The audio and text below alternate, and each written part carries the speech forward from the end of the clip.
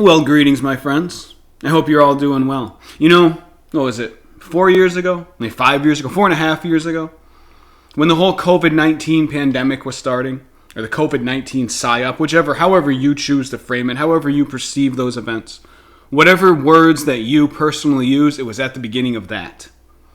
I'm sitting there, waterfront apartment, Tacoma, Washington, living by myself, feeling a lot of emotions, but really one emotion, which was anger bordering on rage. And I'm spending a lot of time by myself, a lot of time contemplating. And I get this call from this gentleman in Texas, guy I never talked to before, never met before, never heard of before. He tells me that he had discovered and read some material that I had published about a fringe spiritual group named the Servants of Awareness. Now, they formed back in 1967, but they were an offshoot of an earlier group, Organization of Awareness, and they have evolved and morphed, and it's a whole complicated story. We don't need to get into the specifics here, but suffice it to say, it was this fringe spiritual group that I was interested in because of its potential connections to a guy named Fred Chrisman, and even possibly MK Ultra. And the more I researched about this group, the weirder the stuff was that I was finding, and that's a whole other story. But suffice it to say, this gentleman, David Smyser is his name, from Texas, calls me. Or he finds me, contacts me, emailed me initially, tells me that he had actually stayed with the Servants of Awareness for a brief time when he was 18 years old, back in 1972. I said, all right, man, I got to hear more about this. So we set up a phone call. And I'll never forget this. I'll never forget the beginning. The beginning of that whole period, there was a whole lot of fear, just paranoia was really ramped up. Remember, people wouldn't even look at you in the eye, like you'd be walking and people wouldn't even look at you. There was just that kind of animosity and distrust everywhere. Well, I remember walking along the waterfront talking to David, and I was laughing. I was uproariously laughing, just guffawing. I was bent over with laughter at a couple points, and I'm not using hyperbole here. Like, he had me laughing so hard just at the absurdity of his story. I always really wish that we captured that conversation because it was just a lot of fun, man. Hearing that for the first time just had me roaring. But anyway, I've kept in touch with David, and I've asked more about his story, and David's been kind enough to give me a bunch of information, as well as what you're going to be watching are a couple home video clips from his period with Servants of Awareness, as well as some photographs of David. The gentleman in the swimming pool, by the way, is his brother Ed, who is going to be factoring into this story. But anyway, so that's the background of how we got here. That's how I have the story, why I have the story, why I have the footage that I'm sharing. David has told me this story, and I find it hilarious and fascinating, and he's given me permission to tell it, and I really appreciate that. And so, let's get into the meat of the things, right? Started back in 1972. You have the two brothers, David and Ed Smyser, right? They're living in Wichita, Kansas, and one day, they are offered a very peculiar job opportunity, peculiar to say the least. Now, how this even came about was due to their mother, Juanita. Now, Juanita was a spiritual seeker. She was somebody who was also interested in weirdness, like UFOs, cryptids. She was my kind of person, probably your kind of person as well. And so Juanita also subscribed to Fate magazine. Fate magazine was one of the few large circulation magazines back in the day that regularly put out information about the paranormal and just general weirdness, as well as esoteric spiritual concepts. And Juanita she was interested in Rosicrucianism. Like she was a sincere seeker, on top of being somebody who was just curious about UFOs and dogmen and stuff like that. And so David believes that it was probably in Fate magazine that his mother, Juanita, saw an ad advertising for the Servants of Awareness. But David's not sure about this. He just assumes. All that he knows is he arrives home one night, 1972, Wichita, Kansas. He's 18 years old. Walks in, there's a man named David Worcester, right? Now, David Worcester had come responding to Juanita's response, presumably, to this hypothetical ad in Fate magazine. Now, David Worcester had a very unique job proposition. He needed some young bucks to help clean out a mine that had been dynamited out in Phoenix, Arizona. It was about 1,000 miles away from Wichita, roughly. I believe that's what I looked up on the map app. And he needed them to help dig out this mine. For what purpose, right? Now, this is odd to begin with, right? Guy going around recruiting people who have no mining experience whatsoever to go dig into a dynamited mine out in the desert. But what is their goal? What are they looking for? Guano. Guano, bat poop. Now, to be fair, guano actually does have market value as primarily as a fertilizer. It has a couple other uses. But still, no matter how much you rationalize it, seems pretty crazy that somebody is going around the country recruiting young guys to go dig out a dynamited mine in order to find guano. And on top of that, the claimed purpose for the mine, and I don't say claimed to imply that I think Worcester was lying. I'm just saying I don't know, right? I mean, nobody's ever talked to him about this before.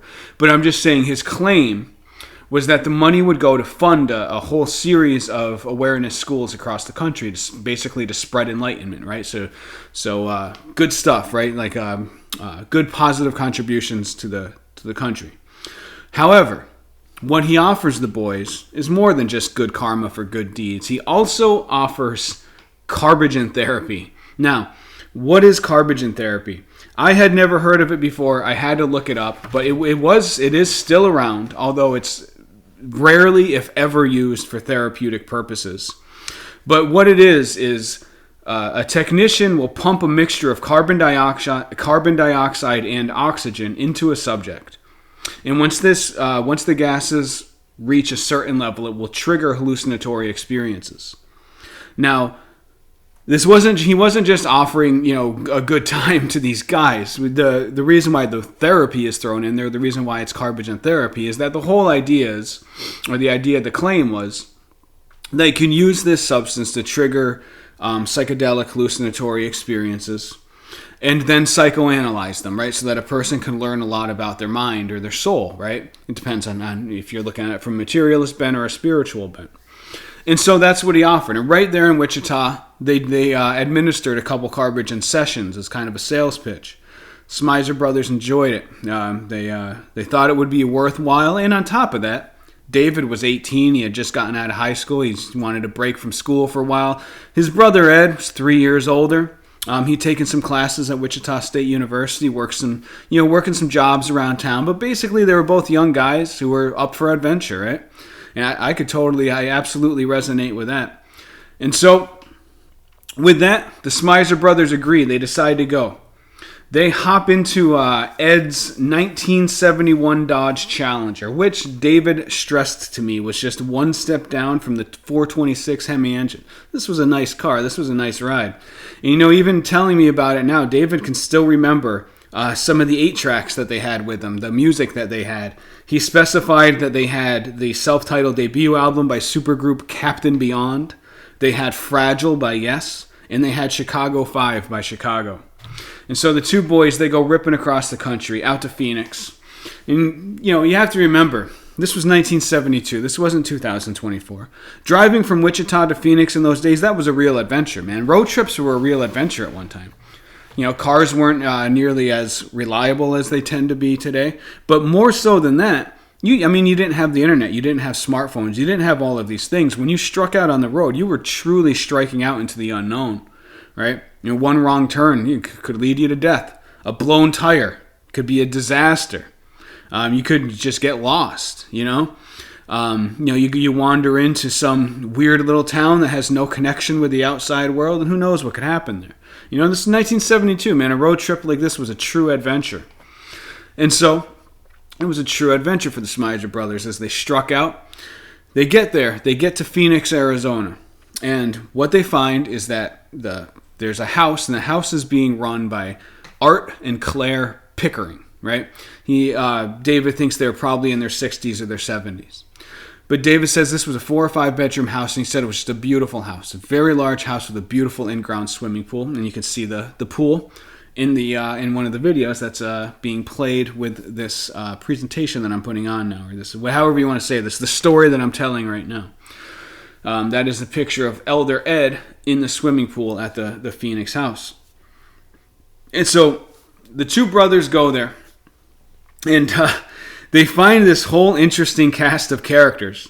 The house had its own chef, and the guy's name was Paul. And Paul was acting as a chef in exchange for Carbogen therapy, which is something that really amuses me. But he was also chipping in to help with the mining. David recalled specifically that they had somehow rigged up a way to collect food stamps and then use that to get Mexican cigarettes because everyone in the house smoked. That was a little detail that I found rather amusing. David remembers a young man named Rick Robertson. Rick had been paying for Dianetics classes by serving on a merchant marine ship in the Mediterranean. Now, that's some weird stuff right there, right? Dianetics, that's connected to Scientology. And so this young man, Rick, he had been on this merchant marine ship paying for these Dianetics classes. He eventually decided it was a scam, jumped the boat, and fled back to the States. There's another intriguing gentleman that David recalls. His name was Bill Moody. David recalls him as the most handsome man he had ever encountered. Bill had a lion's mane of hair, and he spent a lot of time with young women conducting spiritual sessions, including his specialty, orgasm therapy. That gives you some idea of the kind of stuff that was going on around in this house. But at the house, Ed and David, the Smyser brothers, they would participate in Carbogen therapy sessions. Now, during these sessions, the aforementioned Art Pickering, the older gentleman who was running the house, he would conduct the sessions with the help of an assistant whose name David cannot recall. And so they would lay David down on a king-sized waterbed. One guy would stand on each side of them. This was partially to observe and partially to be ready to act because sometimes the sessions got quote-unquote animated, meaning David might start flopping around or flinging himself around. And so they were there to basically protect him. Now, they administer these gases through World War II pilot mask, which I find so strange and so entertaining. David also recalls in this Carbogen delivery machine, he recalls what he said, quote, big inflatable balloon gizmo, unquote. And so they would pump these gases in through this World War II mask until David entered the Carbogen reality. Now here's a quote from David himself explaining this to me. Quote, initially it was very exciting, but after several sessions, your body caught up to what you were going to do to it, and in my case, there was a little pushback and apprehension. You could tell when you were going under and when you became aware of the real world again. Sometimes you had no memory of the experience and sometimes you did. You were able to relay the experience to Art, and he would discuss and analyze it. None of the sessions were monumental, meaning they were not earth-shattering experiences, but to a T, all of the sessions had a real-world resolution or closure. That fact was always comforting to me and made me feel like the sessions were ultimately worthwhile, end quote. And so, even though David was sure to stress that these events were not quote, monumental, they still sound pretty intense to me. In one, he recalled seeing a mile-long serpent coming his way. Scared the bejesus out of him until he saw that the head of the serpent was Lucille Ball, which is a funny thing. And so earlier David had said, all of these experiences had some kind of real-world closure, real-world impact. Well, for this one, it was a life lesson. It was basically a spiritual, it was like a lesson of wisdom to him. That things that appear scary may actually turn out to be enjoyable, right? Snake was scary until it had the head of Lucille Ball, then it was just funny. And so that's what David meant when he said all of these things had some kind of closure. And some of them had outright mystical kind of events. It's very odd stuff. It makes you question a lot about consciousness and how the mind works. But anyway, and so in one of his brother Ed's sessions, Ed saw this samurai in front of him spinning around, swinging a sword, just coming closer and closer, inevitably, unstoppably closer and closer until finally it decapitated him. So that must have been a pretty intense experience, I would imagine. That's the kind of stuff these guys were experiencing under the Carbogen. And David stressed that he did have one experience that has not yet resolved itself, and he's hoping that it does. He was visited by an indigenous elder during one of these Carbogen sessions. And he has yet to find closure on that one and is hoping that he does before he dies. He told me it might be a good excuse for ayahuasca experiment. And that's something I like about David, by the way. He's obviously inevitably older as we all get older as time goes. That's what time is. He's still a psychonaut, man. He's still an explorer. He's still an adventurer. And I really like that about David. It's a fun thing to talk to him about. But anyway, and so the Smyser brothers were doing these Carbogen therapy sessions at the house. Then they would go out to the desert where they would climb down into the shaft. And this is just wild, man. So somebody there was a guy named Mitch. And Mitch did appear to have some kind of mining credentials because he was able to acquire dynamite.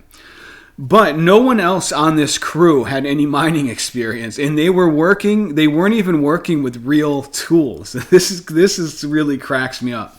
So to bring the rocks up out of the mine shaft, they had rigged up a device with a pickup truck.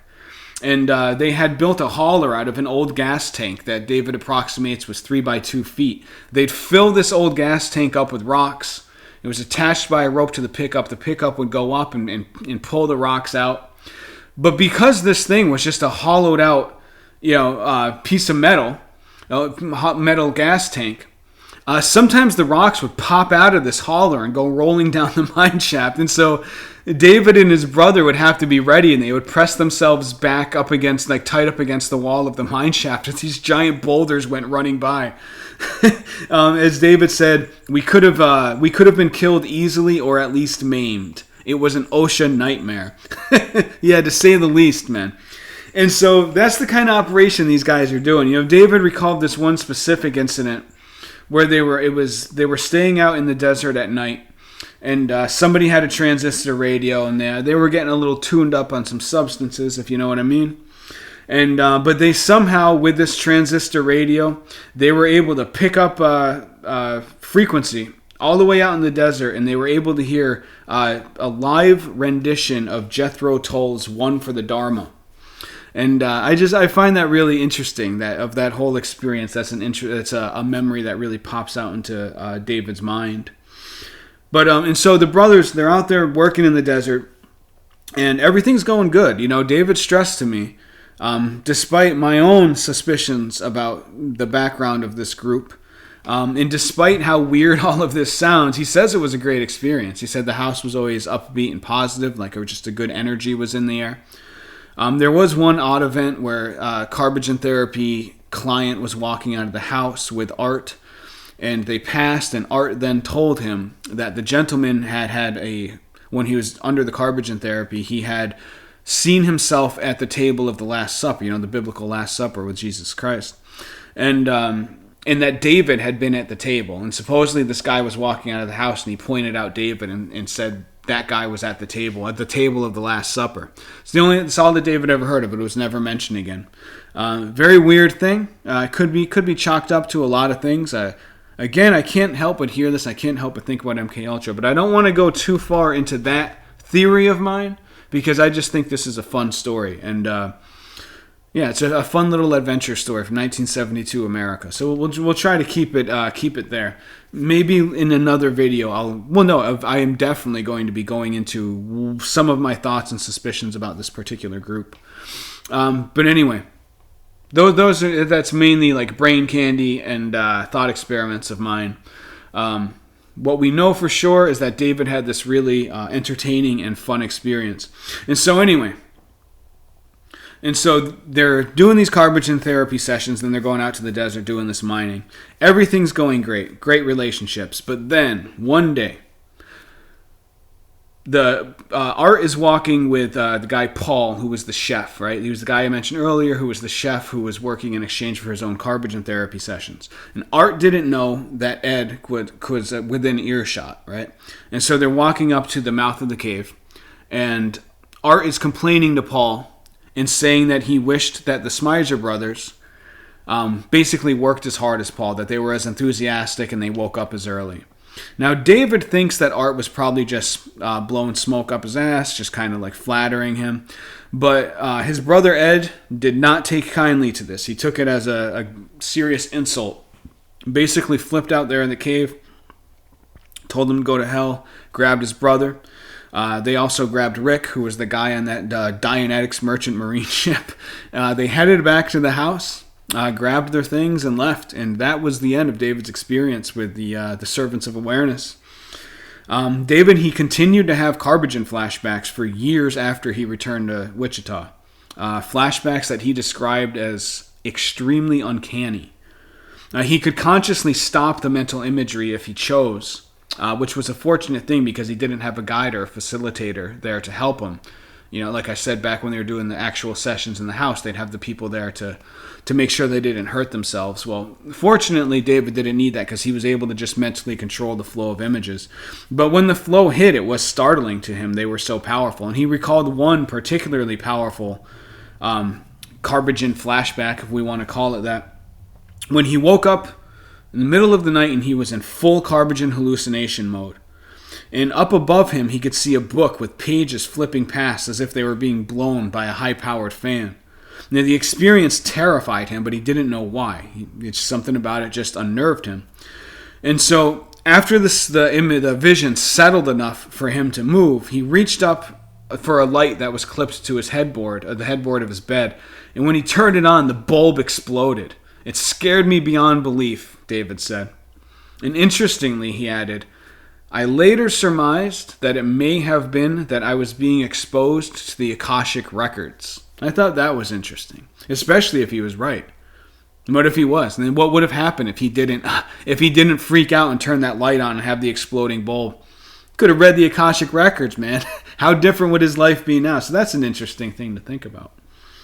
But every time that I think about this story, I just smile to myself. I find it so ludicrously fascinating and strange. And today there's so much fear and apprehension and anxiety.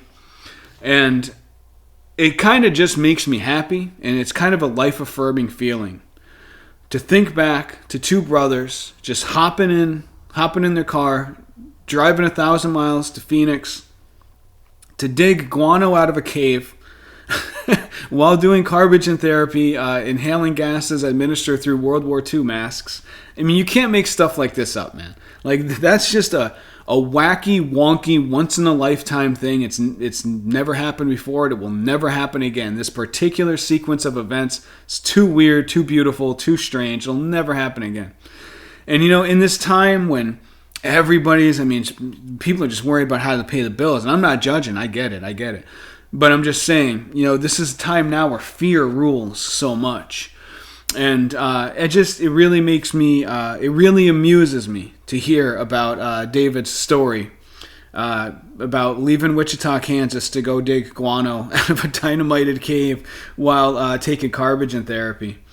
And so that was it. David returned home. He went on to live a long and successful and fulfilling life.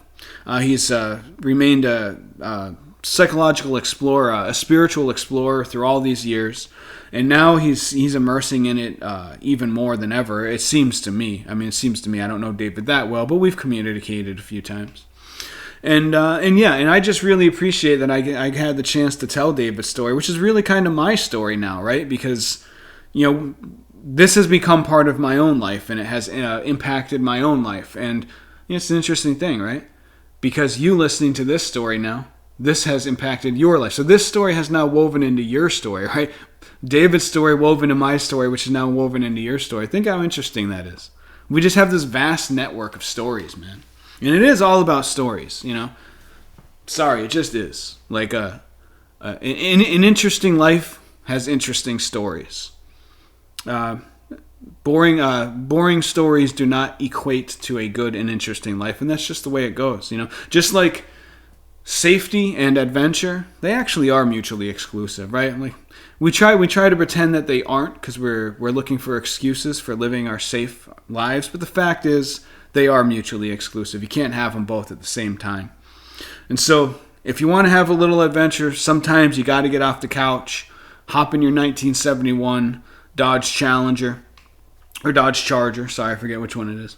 Drive 1,000 miles to go dig bat guano out of a cave with some strangers while inhaling Carbogen through a World War II mask. Sometimes it's what the soul needs, right? It's just what the spirit needs. And so anyway, that's it with that. I just wanted to tell this story.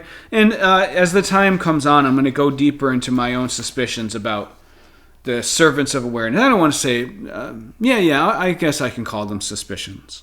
And that should not be taken to, that should not be misconstrued to mean that I am trying to spread negativity about any modern offshoots of that group that might exist. I'm talking purely about the history of the stuff. Things that I found when I was looking back there in the 60s, 70s, even back to the 50s, really. And so, but anyway, that's another story for another time. This story is done. And if you listen to this, David, thank you very much for telling me your story, man. I'll never forget that day. Early days of COVID-19, man, I will never forget walking along that water and just laughing my ass off listening to your story, man. Like, seriously, it's one of my clearest memories from that period, and it really just made me happy. It lifted my spirits at a time when my spirits were kind of low. And I will always appreciate that, man, and I also appreciate the fact that you allowed me to tell this story, and you sent me this footage and these pictures. I really appreciate it, man. I really do. I hope you're doing well out there, David. I hope you're all doing well out there as well, my friends. And that's about it. I will talk to you all again soon. Peace out.